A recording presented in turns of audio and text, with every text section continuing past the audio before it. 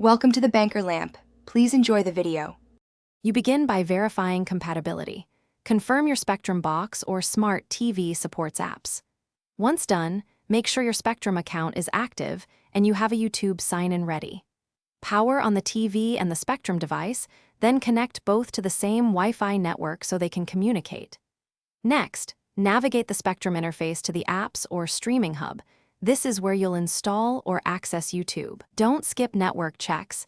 They prevent most connection failures.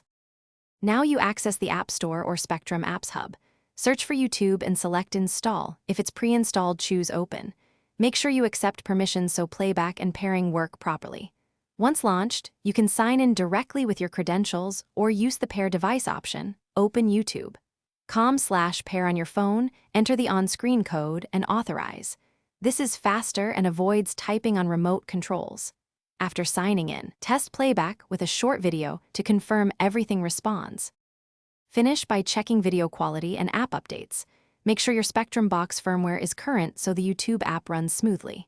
If you encounter buffering or login issues, power cycle the set-top box and your router, then reopen YouTube and repair if necessary. Also clear the app cache or reinstall the app if errors persist.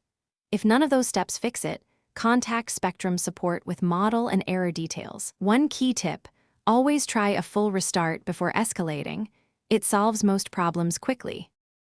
Thanks for watching. If this was helpful, leave a like and consider subscribing. See you next time.